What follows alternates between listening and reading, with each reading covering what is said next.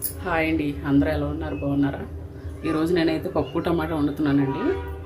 ఒక గ్లాసున్నర తీసుకున్నాను కందిపప్పు, 3 గ్లాసులు వాటర్ తీసుకున్నాను. ఇందులోనే పసుపు వేసుకుంటున్నానండి. దీనికోసం టమాటాలు, ఆనియన్స్, అలాగే ఒక ఉల్లిపాయ కోసుకున్నాను, పచ్చిమిర్చి 4 కోసుకున్నానండి. ఇవి ఎందుకు వేసేసుకున్నప్పుడు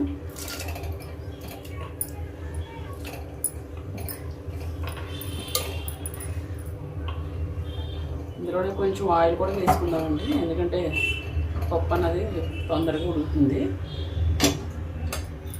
అంతా కలిసి ఒక్క చుక్క వేసుకుందాం.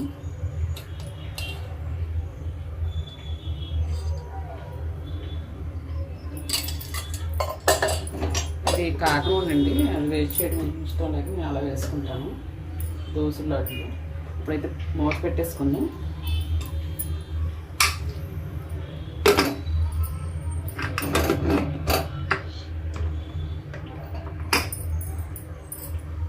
పప్పు బాగా మెత్తగా ఉడకాలి. ఒక 3 కానీ 4 కానీ విజిల్స్ అయిన తర్వాత అప్పుడు చూసుకుందామండి.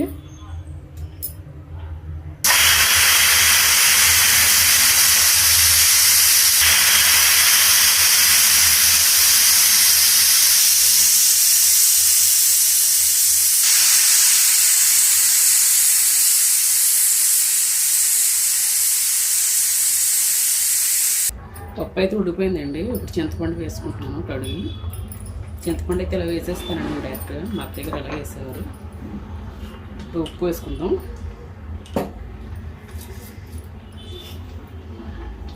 పప్పు గుత్తితో ఒకసారి మెదిపేసుకున్నానండి. పసుపు ఇందాక వేసుకున్నాం కాబట్టి ఇప్పుడు అవసరం లేదు. కారం వేసుకున్నాం. టమాటాలో హైబ్రిడ్ మంచి రంగు ఉండడం వల్ల కలరు బాగుంది. పసుపు కారం అన్నీ వేస్తే టమాటా రంగు ఎక్కువ వచ్చింది పప్పులో. ఒకసారి కలిపేసుకున్నామండి. గ్యాస్ కూడా వెలిగించేసుకున్నాను. ఇవన్నీ వేసాం కాబట్టి కొంచెంసేపు ఉడకాలి. తర్వాత మనం తాలింపు పెట్టుకుందాం. అలా వాటర్ సరిపోతే కొంచెం వేసుకోండి. మాకు చిక్కగా ఉండాలి పప్పు, పలుచగా ఉంటే ఇష్టపడరు మా ఇంట్లో. అందుకే నేను ఇలా చిక్కగా ఉంచుకున్నాను. ఉడికేసరికి కొంచెం దగ్గర అయిపోతుంది, సరిపోతుంది. అలాగే ఇందులో కొంచెం కరివేపాకు వేసుకుంటాను నేను. ఉడికేటప్పుడు ఆ ఫ్లేవర్ అయి బాగుంటుంది. అలాగే కొంచెం కరివేపాకు మళ్ళీ తాలింపు పెట్టుకున్నప్పుడు వేసుకున్నాం. బాగా హైలో పెట్టుకోవద్దండి, మీడియంలో పెట్టుకుంటే సరిపోతుంది. ఇలా ట్రై చేయండి, చాలా టేస్ట్గా ఉంటుంది. చాలామంది చింతపండు ముందే వేసేస్తారండి, పప్పు ఉడకదు కదా, పులుపు తగిలితే. అందుకే నేను ముందు వేయను, తర్వాత ఇలా వేస్తాను. అలా అయితే పప్పు తొందరగా ఉడకదండి. నేనైతే వేసుకోవాలి. పొయ్యి అయితే కొంచెం మీడియంలో పెట్టుకుందాం. ఉడికిన తర్వాత తాలింపు పెట్టుకుందామండి. ఇలా మీడియంలో పెట్టుకోండి. చూసారు, పప్పు చాలా బాగా ఉడుకుతుంది. ఎంతసేపు అవసరం లేదండి. మనం కొంచెం చింతపండుని కారం వేసాం కదా, పచ్చిపోవడానికి 10 నిమిషాలు అయితే సరిపోతుంది. పప్పు కూడా చాలా దగ్గర పడింది. ఇలా మీడియంలో పెట్టి ఉడికించుకుంటే టేస్ట్ అనేది బాగుంటుందండి. పోపు అయితే వేసేసుకుందామండి. కొంచెం ఆయిల్ వేసుకుందాం.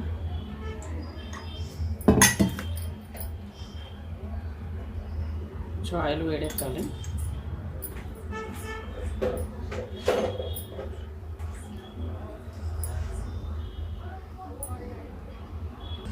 ఆయిల్ అయితే వేడెక్కిందండి. జీలకర్ర, ఆవాలు, ఎండుమిర్చి వేసుకుందాం. అలాగే వెల్లుల్లిపాయలు. నేను వెల్లుల్లిపాయలు కొంచెం ఎక్కువ వేసుకుంటానండి. వెల్లుల్లిపాయలు, కరివేపాకు కొంచెం ఎక్కువ వాడతాను నేను, బాగుంటుంది టేస్ట్. వెల్లుల్లిపాయలు వేగాలి ముందు నేను ఎండుమిర్చి వేసేస్తాను.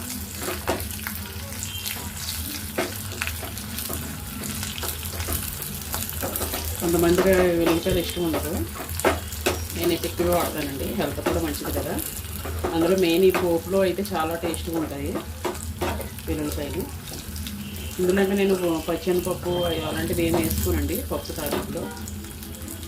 ఎండుమిర్చి అయితే తీసేసుకుందాం, ఎందుకంటే ముందు వేసాను కదా, ఇవి బాగా వేగిపోతాయి. ఆయిల్ బాగా వేడెక్కింది కాబట్టి మళ్ళీ మాడిపోతాయి, టేస్ట్ మారిపోతుంది. లాస్ట్లో వేసుకున్నాం అంటే ఇందాక అన్నీ కలిపి దినుసుల్లో వేసేసాను ఎండుమిర్చి, వాటితో పాటు పడిపోయింది. ఎందుకంటే ఎల్లుల్లిపాయలు వేగడానికి టైం పడుతుందండి. అలాంటప్పుడు ఏమీ లేదు, ఇలా చిన్న చిన్న టిప్స్ పాటిస్తే సరిపోతుంది. పొరపాట్లు జరిగినప్పుడు ఎప్పుడు ఎల్లుల్లిపాయలు వేస్తాను, నేను దినుసులు వేసేటప్పుడు మర్చిపోయి వేసేస్తాను. మీతో మాట్లాడతాను.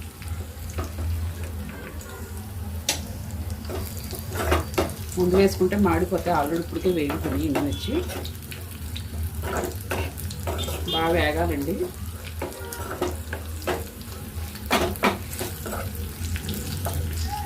చాలా అంటే చాలా టేస్ట్ ఉంటుంది పప్పు. ఒకసారి ట్రై చేయండి. నేనైతే ఈ పద్ధతిలోనే వండుతాను. ఇందులోకి ఆవకాయ ఉంటే ఇంకా చాలా టేస్టీగా ఉంటుంది. రెండు కలుపుకొని కొంచెం నెయ్యి వేసుకుంటే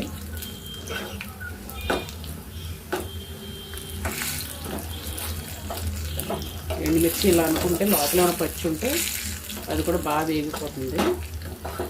ఇలాగ మనం వెళ్ళి దంచి వేసుకున్నాం కాబట్టి గరిటె ఇలా అనుకోండి.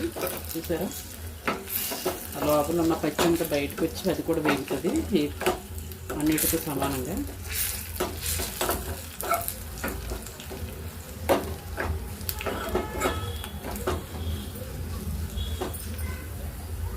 నేను అంత ఆయిల్ వేసినట్టు అనిపించింది మీకు, చూసారా? వెల్లుల్లిపాయలు వేగేటప్పటికి ఆయిల్ అంతా పీల్చేసుకుంది. ఓకేనండి, ఇప్పుడు మనం ఇందాక వేసేసుకుందాం ఎండుమిర్చి. పొరపాటు ఇంట్లో పడిపోయింది. ఇప్పుడు కరివేపాకు కూడా వేసుకుందామండి. మంట సిమ్లో పెట్టుకోండి లేదా తుల్లుతాయి.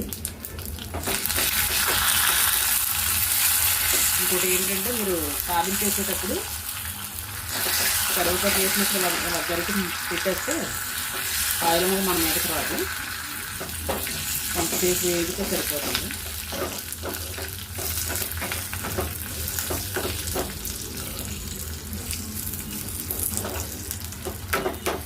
మీరు కూడా ఇలా ట్రై చేయండి, చాలా టేస్ట్గా ఉంటుంది.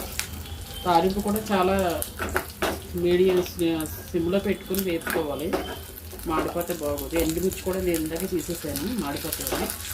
ఆల్రెడీ అప్పటికి వేగిపోయినాయి, చూసారా? మళ్ళీ వీడితో కలిపి వేసేసుకుందామని. పోపు అయితే రెడీ అయిపోయిందండి. ఇప్పుడు వేసేసుకుందాము. గ్యాస్ అయితే ఆఫ్ చేసి పోపు అయితే వేస్తానండి. ఆ క్లిప్ మిస్ అయింది. ఇలా మూత పెట్టుకుని కొంచెం పప్పు చిక్కదనం అనిపిస్తే మీరు ఏం చేస్తారంటే, కొంచెం వాటర్ ఆ వేడి మీద వెయ్యాలండి. గిన్నెలో వేసుకుని వెయ్యాలి, డైరెక్ట్గా వేసి. చూసారా, ఇప్పుడు ఇది కూడా వేడి నీళ్ళు అయిపోయి ఇలా వేసేసుకోవడమే. ఇలా కలిపేసుకోండి. చూసారా అంత చక్కగా కమ్మగా ఉందో, చాలా టేస్టీగా ఉంటుంది. మీ ఇంట్లో కూడా ట్రై చేయండి. మాకు ఇలా చక్కగా ఉండాలి మా ఇంట్లో. ఓకేనండి, నా వీడియో కనుక మీకు నచ్చినట్టయితే నా ఛానల్ లైక్ చేయండి, షేర్ చేయండి, అలాగే సబ్స్క్రైబ్ చేసుకోవడం మర్చిపోవద్దు.